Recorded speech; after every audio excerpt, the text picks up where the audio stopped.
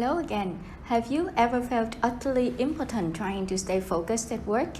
No matter what you do, your mind strays away from the task at hand and things just keep piling up. Well, you're not alone. One of my biggest pet peeves is not being able to manage my wandering thoughts. One day, as I was browsing through my local bookstore, my eyes caught on Cal Newport's book, Deep Work, Rules for Focused Success in a Distracted World. My mind quickly zoomed in on the keywords, deep, focused, and distracted, and I was sold. Today, I'm sharing with you what I've learned from deep work to stay more focused and get more things done, both at work and in my personal life. First of all, what is deep work? It is professional work that you can produce in a state of distraction-free concentration that push your cognitive abilities to the max. Sounds intense, right? Why do we need to deep work? Because in today's workplace, demands are high for individuals with strong specialized skills which can only be acquired by intense and undistracted focused efforts. The ability to deep work is rare and therefore highly valuable. Let's take a look at the first condition to perform deep work, distraction-free concentration.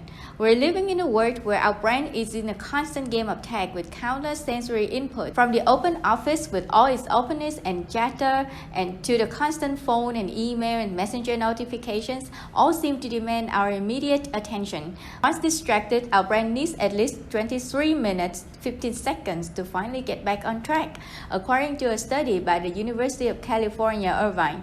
Just a couple of months ago, when my team and I conducted a survey on productivity level of office workers in Vietnam, we found that on average, an office worker receives more than 15 emails and checks their phone notifications more than 10 times in a day's work.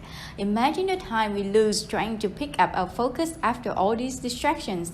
No wonder our attention span is getting shorter, which makes it difficult to achieve deep work. Moreover, it's not just about external distractions.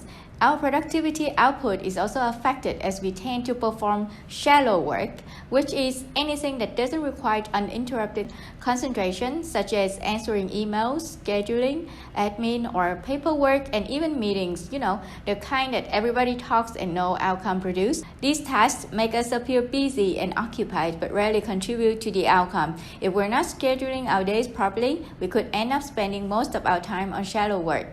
The book also offers very useful rules for deep work. The first one is about picking a deep work routine and stick with it. There are 4 ways to deep work. 1. The monastic philosophy, which means shutting completely off from the world. 2. The bimodal philosophy, which you alternate extended periods of deep work with periods in which you focus elsewhere. And 3. A rhythmic philosophy, where you schedule deep work at the same time daily. And lastly, for people who lack control of their daily schedules or who easily can switch into a deep work mode, they will find the journalistic philosophy useful. I find the rhythmic philosophy work best for me. First, I schedule the same block of time every day to deep work. To maintain the habit, I apply the chain method, in which I add a new link of deep work every day on my calendar. And at the end of the week, when I have a full chain, I give myself a little treat. By that I mean 4 cheese pizza or at least a brownie. By the way, do not underestimate the role of food and drinks in building your deep work habit. You don't want your concentration to be interrupted by a grumbling stomach. And I block out all the distractions from the office with the focus playlist on my Spotify, and also turning off my emails and social media and phone during my deep work time. The second deep work rule is to embrace boredom. When we have a moment free, we tend to jump on social media or mindless web browsing to keep from being bored. What we can do instead is choose productive meditation. Let your mind work on a problem during idle time, like commute to work or shower or running. The third and very counterintuitive rule, especially in our world today, is to quit social media. Well, not entirely, but the thing is to look at our use of social media and focus on the network or activities that can bring more benefits to our work and life. If it's not working for you, it doesn't produce any positive thing, just let it go.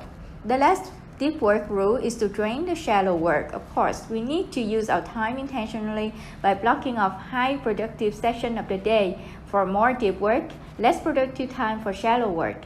Group batches of related activities together to get them done faster. The book also offers useful tools to help create deep work habits, such as look at your activities and quantify the depth of each, and then create a shallow work budget to allow no more than 30 to 40% of shallow work a day.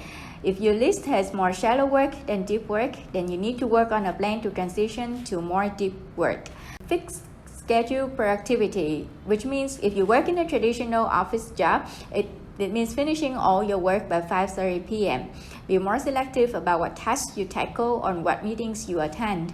Select the work that shapes your professional fate. Last and very useful, protect your time, especially with emails. Many of us feel a compulsion to answer immediately when we receive email. Don't. You need to respond selectively. Make the people who contact you do more work. For example, you don't answer quickly to express general interest or agreement. You push forward with specifics. If someone asks to meet with you, agree, and then list specific times you're available and ask the person to agree to one of them. If you received a request to help with a project, give the help and define the next steps so you're not sending emails back and forth. So there you go, the rules and tips to build a deep work habit that can help you get more things done. In the past 4 months since I've read the book and applied the tips, I noticed that I managed to get more done at work and save more personal time for reading. I hope you find these tips useful for you as well. If you read the book and applied the tips, please share on how it goes in the comment section below. Before I sign off, here's how we can stay in touch on Goodreads and email. Don't forget to subscribe to my channel for more book talk in the future. Thank you for watching and see you again.